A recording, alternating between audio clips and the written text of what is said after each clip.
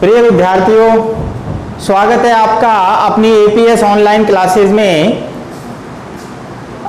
हमारा 31वां चैप्टर चल रहा था गैमेटोजेनेसिस इन ह्यूमन, अर्थात मानव के अंदर युग्मक जनन की प्रक्रिया। और युग्मक जनन की जो प्रक्रिया है उसमें इससे पहले हमने 3 वीडियो आपको अपलोड कर दिए हैं और उन 3 वीडियो के अंदर हमने ये देखा कि किस प्रकार गैमेटोजेनेसिस की प्रक्रिया जो है संपन्न होती है कोशिका विभाजन के द्वारा। और प्रमुख जननांगों के अंदर 2 प्रकार की गैमेटोजेनेसिस होती है। पहली जो मेल गैमेट शुक्राणु का निर्माण, जिसमें जो कि वृषण के अंदर होती है, जबकि इसके बाद हमने शुक्राणु यानी नर गैमेट की स्ट्रक्चर के बारे में पढ़ा। आज हम अंड जनन प्रक्रिया को पढ़ेंगे, यानी फीमेल गैमेट की जो प्रोसेस है, निर्माण की जो प्रक्रिया है, वो किस प्रकार होती है और कहाँ होती है। ये हालांकि हमने पिछली वीडियो में ये पढ़ लिया था कि अंडाशय के अंदर किस प्रकार अंड जनन की प्रक्रिया होती है, लेकिन वास्तव में उसमें किस प्रकार से कोशिका विभाजन होता है और एक ही परिपक्व अंडाणु का निर्माण होता है। जबकि हमने देखा कि स्पर्म्स के अंदर जो एक शुक्र जनक कोशिका होती है वो आगे चलकर 4 स्पर्म्स बनाती है, जबकि यहाँ एक ही अंडाणु का निर्माण होगा। तो आखिर क्यों होगा एक अंडाणु का निर्माण, आदि बहुत सारे जो क्वेश्चंस हैं वो हमारे माइंड में चलते हैं। आज उन सभी क्वेश्चनों का आपको पूरी तरह से जो आपका जिसे कहते हैं समाधान होगा और सभी जो है क्योरीज जो हैं आपकी वो सब यहाँ पर सॉल्व होने वाली हैं। तो ध्यान से समझिए, आज की जो प्रोसेस है, हमारी आज की जो वीडियो है वो बेस है हमारी अंड जनन प्रक्रिया पर। तो अंड जनन क्या होता है, तो सबसे पहले बात करें तो परिभाषा की। तो परिभाषा आप जानते हैं कि अंडाशय में अंडजन कोशिका के अंदर विभाजन के द्वारा अंडाणुओं के बनने की क्रिया को अंड जनन कहते हैं। अंडाशय में कोशिका विभाजन, अंडाशय में जनन उपकला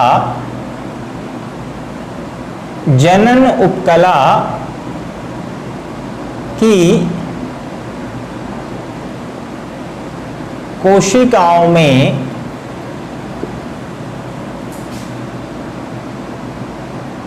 कोशिका विभाजन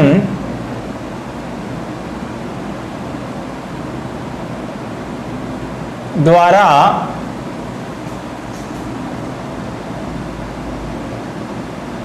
अंडाणु निर्माण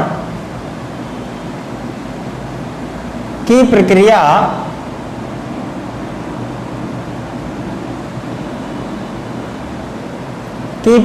को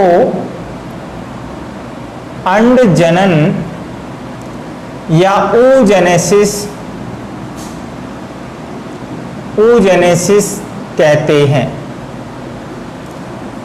तो यहां पर अंडाशय की जनन उपकला, तो अंडाशय जो होता है, हम जानते हैं कि अंडाशय की जो जनन उपकला है उसके अंदर पुटिकाएं बनती हैं और ये पुटिकाएं आगे चलकर प्राथमिक, द्वितीयक, तृतीयक और फिर परिपक्व पुटिका बनती है, जिसे ग्राफीन पुटी कहते हैं। और वो ग्राफीन पुटी द्वितीयक oocyte यानी जो पहला अर्धसूत्री विभाजन होता है उस अवस्था में वो अंडाशय से बाहर आ जाती है और उसी से आगे चलकर सेकेंडरी अर्धसूत्री विभाजन जो होता है उससे एक परिपक्व अंडाणु का निर्माण होता है। तो यहां पर कोशिका विभाजन से अंडाणुओं का निर्माण जो हो रहा है वो प्रक्रिया अंडजनन कहलाती है। ये प्रक्रिया एक निश्चित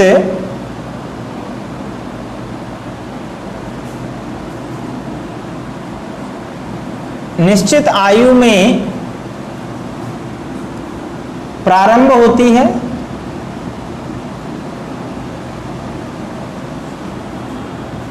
देखिए प्राथमिक जो पुटिकाएं होती हैं वो हमने कहा था कि वो यानी जो भ्रूणीय अवस्था होती है उसी दौरान बनना शुरू हो जाती है, लेकिन जो परिपक्व पुटिकाएं हैं वो एक निश्चित आयु में प्रारंभ होती हैं बनना और एक निश्चित आयु में ही बंद हो जाती हैं तथा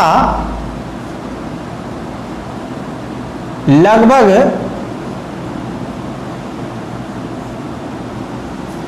45 से 50 वर्ष की आयु तक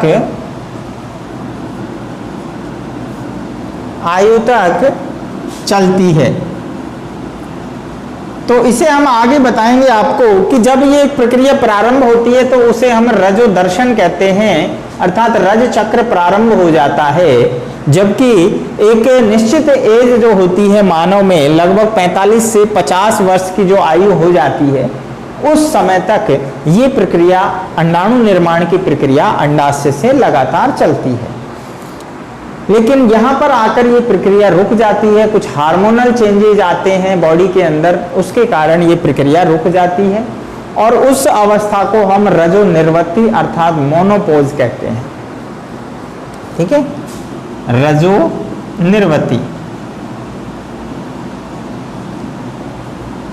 मोनोपोज।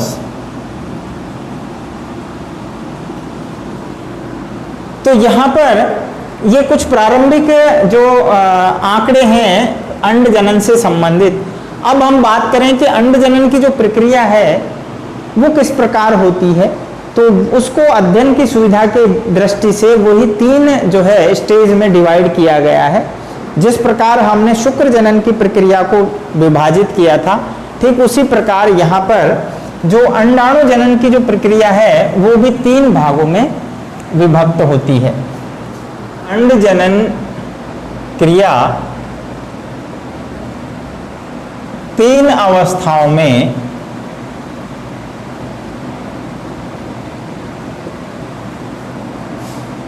पूर्ण होती है। कौन कौन सी 3 अवस्थाएं हैं? सबसे पहली अवस्था की अगर हम बात करें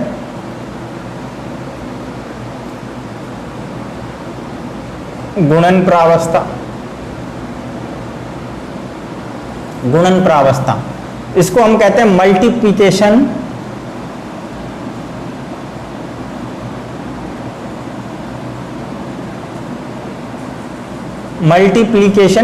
फेज। दूसरी अवस्था है ग्रोथ फेज यानी वृद्धि प्रावस्था।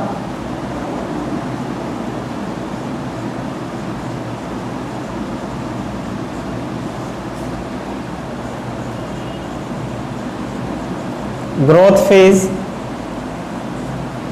और तीसरी जो प्रावस्था है वो कहलाती है परिपक्वन प्रावस्था।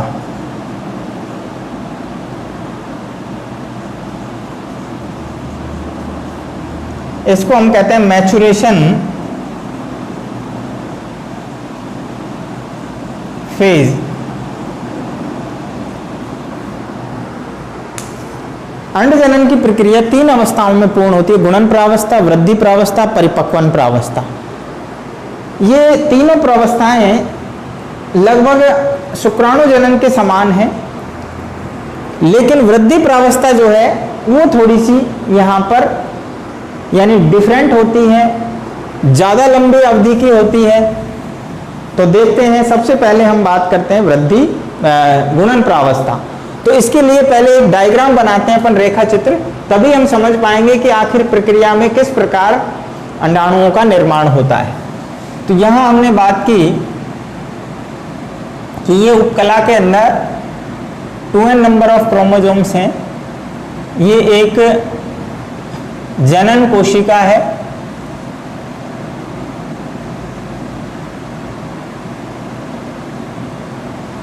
लगातार समसूत्री विभाजन होता है।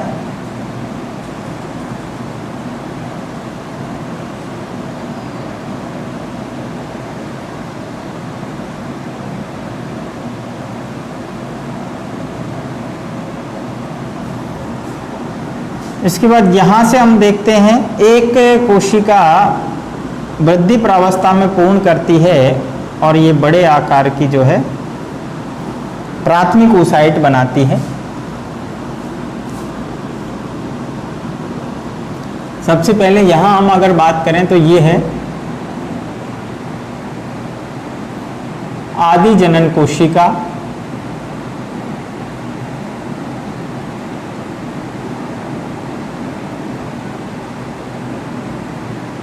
प्रिमोर्डियल जर्म सेल, यहां पर समसूत्री विभाजन होता है। समसूत्री विभाजन जिसको हम माइटोसिस कहते हैं।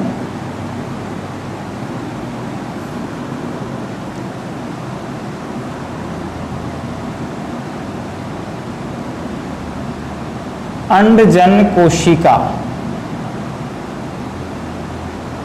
oogonia,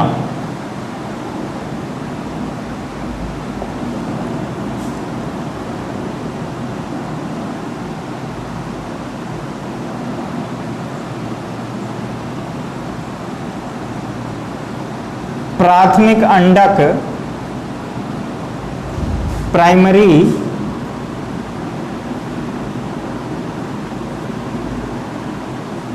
oocyte,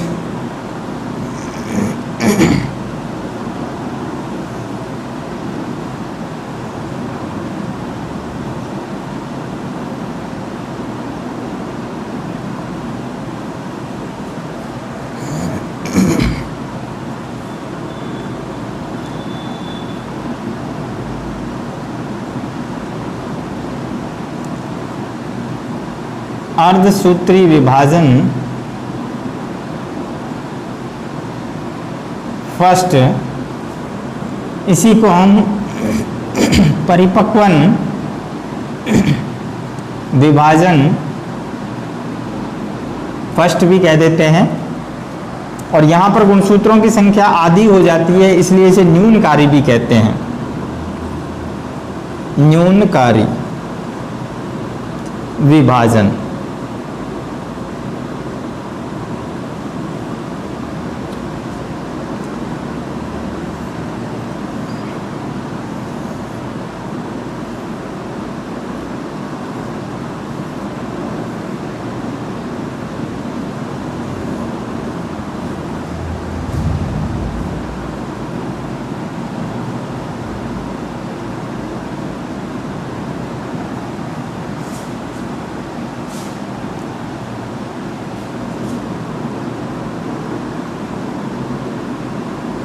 प्रथम ध्रुवीय का है,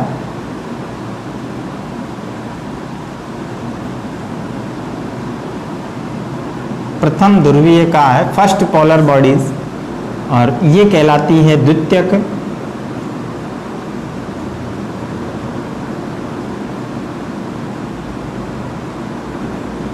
ध्रुवीय का है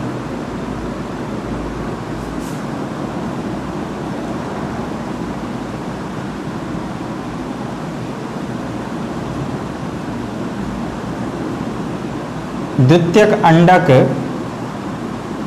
सेकेंडरी oocytes,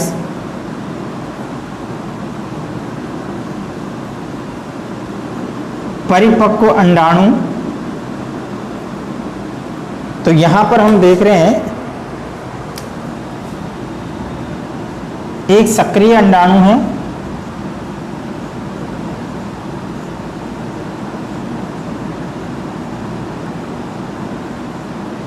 जबकि 3 ध्रुवीय का है।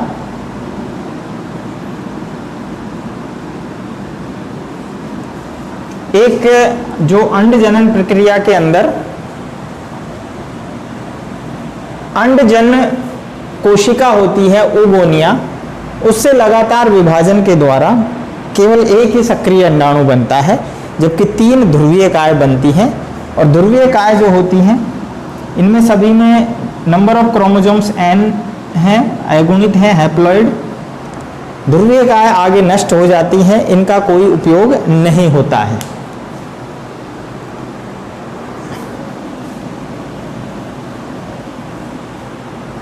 तो यहां से यहां तक हम बात करें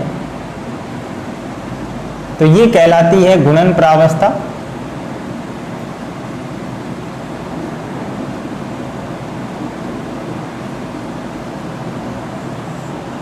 वृद्धि प्रावस्था,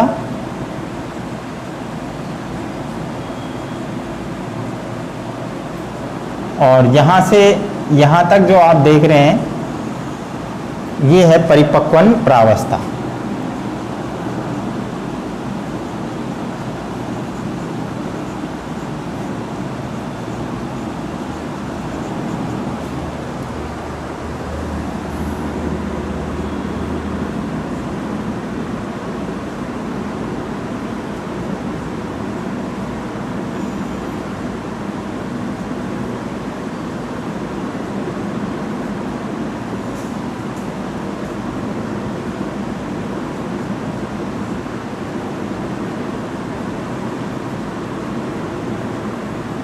तो यहां आप देख रहे हैं लाइन डायग्राम हमने बनाया है, और इस लाइन डायग्राम के अंदर यानी जो रेखा चित्र है उसमें सारी चीजें स्पष्ट यहां पर समझ में आ रही हैं।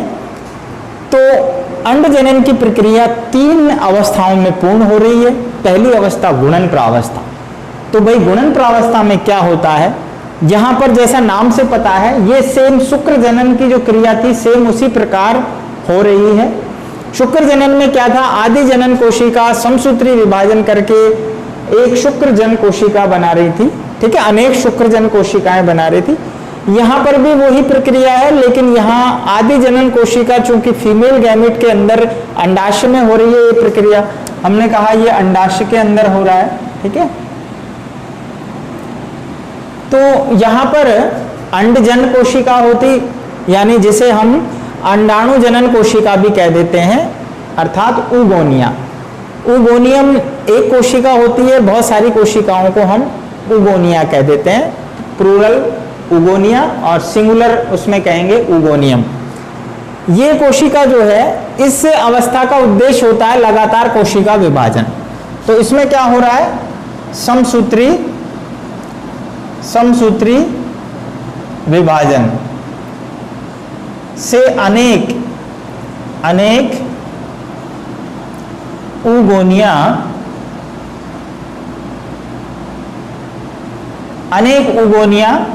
बनती हैं।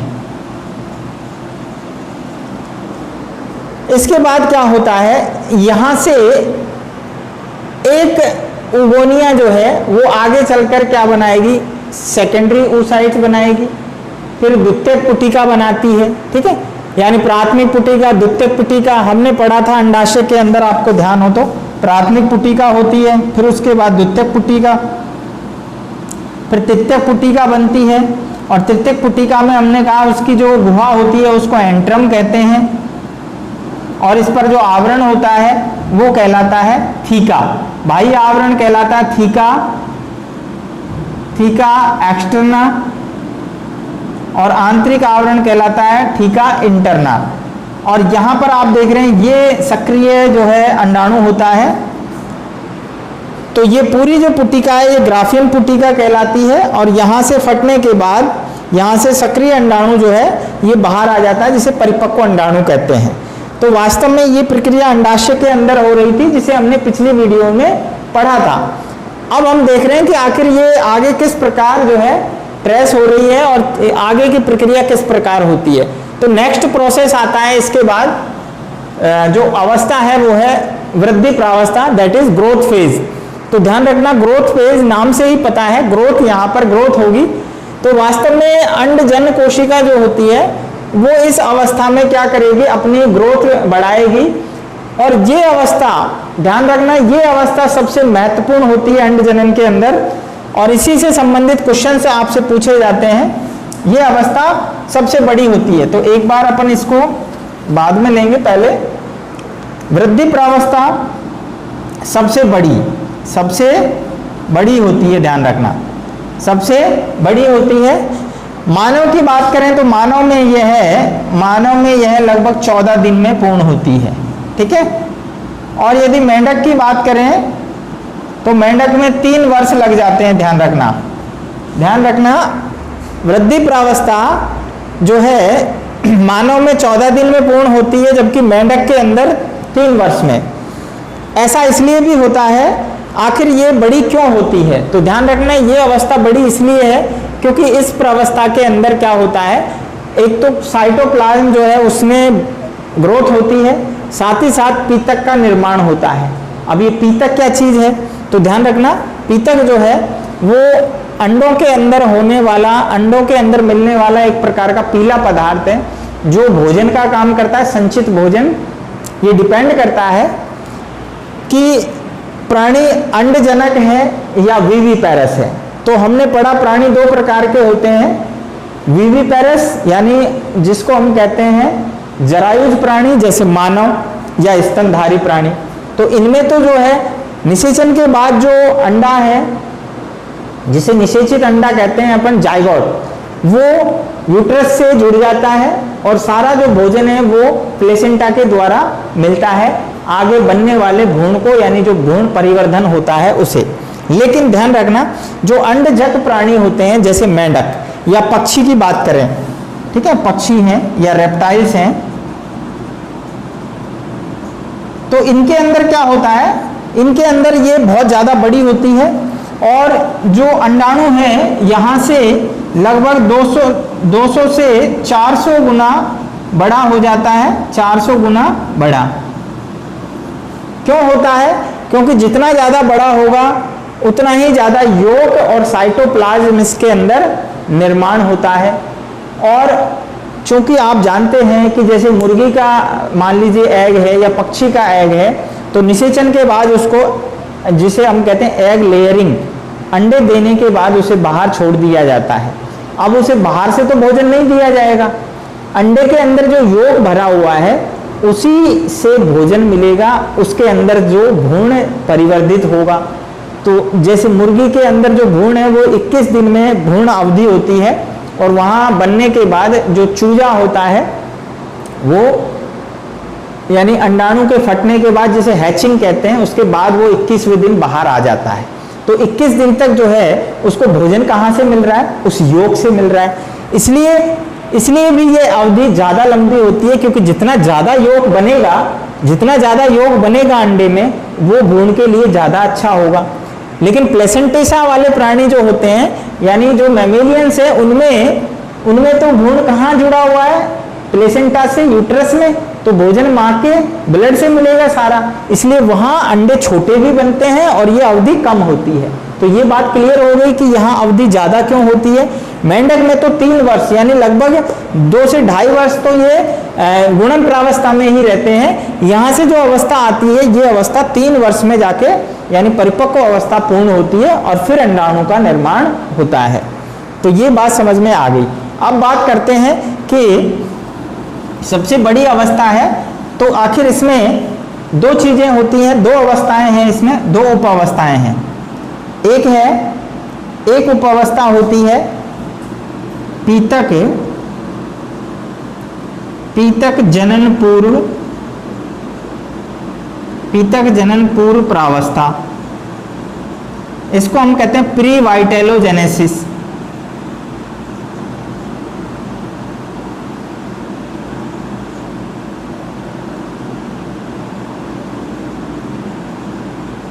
प्री वाइटेलोजेनेसिस।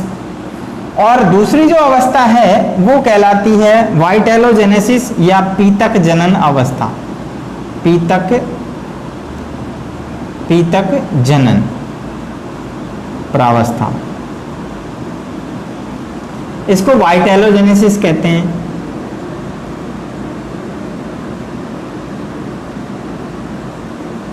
वाइटेलोजेनेसिस। तो ध्यान रखना 2 उप अवस्थाओं में पूर्ण होती है वृद्धि प्रावस्था, सबसे बड़ी होती है और ये बहुत, जिसे कहते हैं मेजर डिफरेंस है शुक्र जनन और अंड जनन की क्रिया में। ध्यान रखना। तो यहाँ पर पीतक पूर्व जनन नाम से ही समझ में आ रहा है पीतक जनन पूर्व। पीतक जनन कौन सी है? ये वाली है, तो इससे पहले वाली अवस्था है ये, अर्थात जब पीतक का निर्माण होगा तो वो तो कहलाती है पीतक जनन अवस्था, और पीतक जनन से पहले होने वाली वो प्री वाइटेलोजेनेसिस अर्थात पीतक जनन पूर्व। अब इसमें क्या होता है, इस अवस्था में वास्तव में केंद्रक व जीव द्रव में परिवर्तन होता है। क्या होता है? परिवर्तन। तो यहां पर देखो केंद्रक में क्या परिवर्तन होगा, यहां पर लगातार जो है कोशिका विभाजन हो रहा है, और इससे क्या होगा, जो डीएनए है वो लगातार एमआरएनए का निर्माण करेगा। ध्यान रखना, एमआरएनए का निर्माण होता है, ये ज्यादा मात्रा में बनता है, और टीआरएनए भी बनता है, ये हमने पढ़ा था 11वीं में, आरआरएनए भी बनता है, लेकिन सबसे ज्यादा एमआरएनए बनता है। और इस प्रक्रिया को जीन प्रवर्धन कहते हैं। क्या कहते हैं? जीन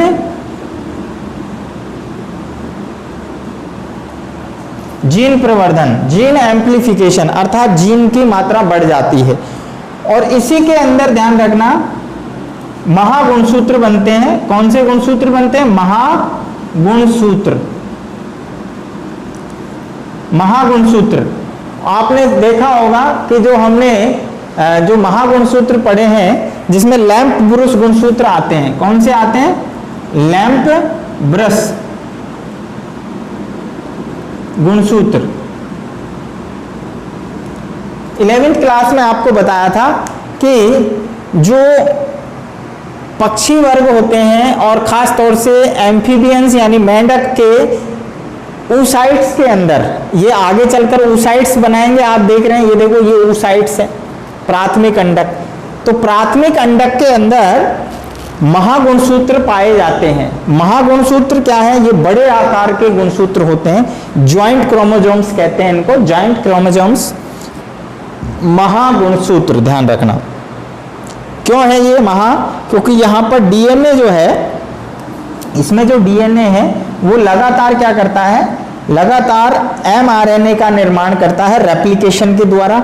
टीआरएनए बनाते हैं, आरआरएनए बनाते हैं, और इसमें एमआरएनए ज्यादा बनता है, और इस प्रक्रिया को जीन प्रवर्धन कहते हैं। और यहाँ महागुणसूत्र दिखाई देते हैं जिन्हें लैंप ब्रुस गुणसूत्र कहते हैं।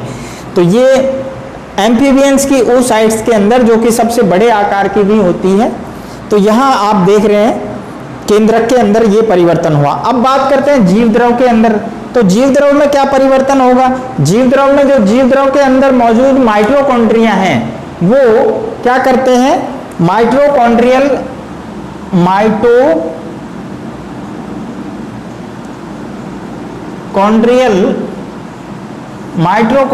क्लाउड्स बनाते हैं, जिनको बादल कहते हैं। यानी ये क्वेश्चन पूछा गया है एक बार पीएमटी में, ध्यान रखना बेटा, ये क्वेश्चन पीएमटी में, जो कि पहले पीएमटी होती थी आजकल नीट हो रही है, तो ये क्वेश्चन पूछा गया था कि माइटोकॉन्ड्रियल क्लाउड्स कहाँ मिलते हैं? तो ये जीव द्रव के अंदर मिलेंगे। किसके जीव द्रव में?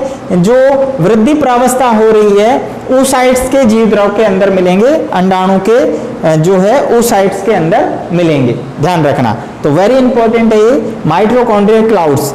इसके अलावा एक चीज और यहाँ पर ध्यान रखनी है कि जैसे ही जो इसमें गोल्जी काय होती हैं, गोल्जी काय क्या करती हैं? गोल्जी काय क्या करती हैं? गोल्जी काय कॉर्टिकल कणिकाएं बनाती हैं, कॉर्टिकल कणिकाएं। और ये कॉर्टिकल कणिकाएं आगे चलकर निषेचन के बाद निषेचन झिल्ली बनाती हैं। निषेचन के बाद निषेचन झिल्ली बनाती हैं, निषेचन झिल्ली। जैसे ये oocyte है, इधर देख लीजिए, ये oocyte है, ये केंद्रक है, तो केंद्रक के अंदर जीन प्रवर्धन हो रहा है, ठीक है, बड़ा केंद्रक का आकार भी बड़ा हो जाएगा। साथ ही साथ में जो यहाँ पर जो गोल्जी काय है, वो गोल्जी काय यहाँ इकट्ठे हो जाते हैं, देखो इधर। तो ये बनाते हैं, क्या बनाते हैं? ये कॉर्टिकल कणिकाएं, कॉर्टिकल कणिकाएं। यही कॉर्टिकल कणिकाएं, ध्यान रखना, जब निषेचन होगा, इसका निषेचन जब होता है अंडाणु का, तो ये निषेचन झिल्ली बनाते हैं। तो ये भी बहुत इंपॉर्टेंट पॉइंट है, ध्यान रखना बेटा, कि निषेचन झिल्ली का निर्माण किससे होता है? कॉर्टिकल कणिकाओं से। ये आगे हम पढ़ेंगे निषेचन क्रिया में। क्लियर? इसके बाद ये हुआ पीतक जनन पूर्व प्रावस्था। अब आती है पीतक जनन अवस्था। तो ध्यान रखना, पीतक जनन अवस्था जो है उसमें पीतक का निर्माण होगा। इसमें किसका निर्माण होगा? पीतक का निर्माण होगा। पीतक निर्माण, पीतक को हम योग कहते हैं, योग। अब ये वास्तव में क्या है? पीले रंग का संचित भोजन होता है, संचित खाद्य है। और इसके अंदर क्या होते हैं? फास्फोलिपिड होते हैं, फास्फोलिपिड, प्रोटीन होते हैं। जैसे मुर्गी के अंडे की बात करें तो उसमें विटेलिन प्रोटीन होता है, ध्यान रखना, विटेलिन प्रोटीन, एल्ब्यूमिन प्रोटीन होता है, ग्लोबुलिन प्रोटीन होता है। ये सब किसमें होते हैं? ये इस योग के अंदर होता है। जो अंडे के अंदर आपने देखा होगा कई बार अंडे टूटते हैं पक्षियों के अंडे, तो पीले रंग का आपको पदार्थ नजर आता है, वही योग है, दैट इज योग, जिसको हम यहाँ पर जो एल है वो साइलेंट होता है, इसलिए योग कहते हैं। और ये योग जो है वो एक प्रकार का भोजन है जो आगे चलकर भ्रूण को यानी मिलेगा जब वहां पर भ्रूण का परिवर्धन होगा। इसमें प्रोटीन है और क्या होते हैं? इसमें मिनरल्स होते हैं।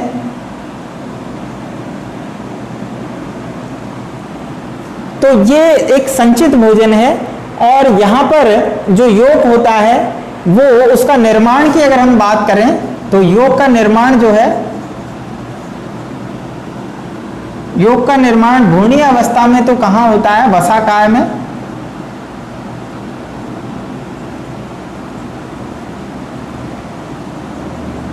वसाकाय में होता है, जबकि परिपक्व अवस्था में कशेरुकियों में ये कहां होता है? यकृत के अंदर होता है, यकृत में। ठीक है, ध्यान रखना है, योग का निर्माण यकृत में होता है, कशेरुकियों के अंदर।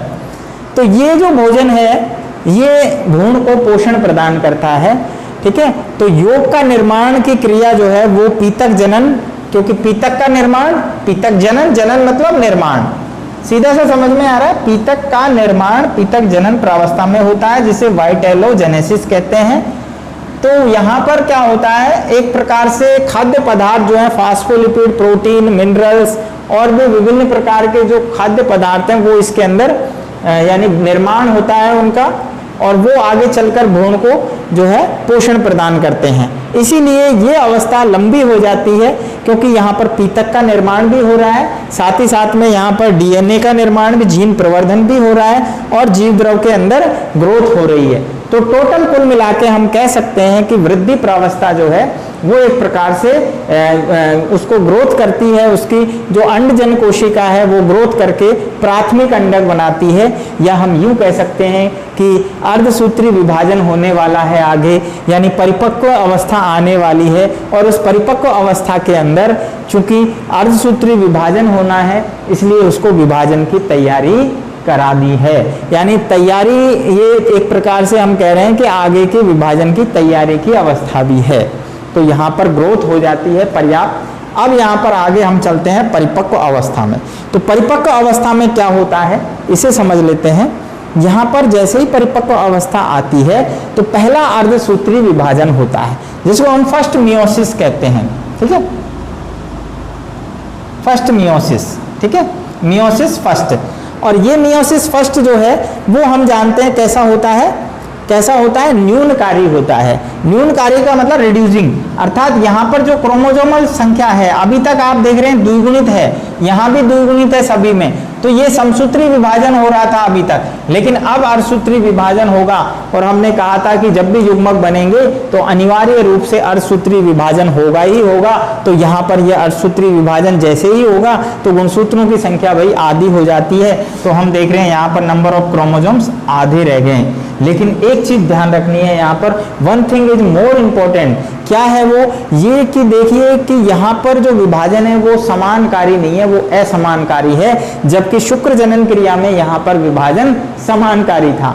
यहाँ पर दो प्राथमिक जो है शुक्र कोशिकाएं बन रही थी, जबकि यहां पर आप देख रहे हैं एक बड़ी कोशिका बनती है जिसे द्वितीयक अंडक यानी सेकेंडरी oocyte कहेंगे। ये सेकेंडरी oocyte है, सेकेंडरी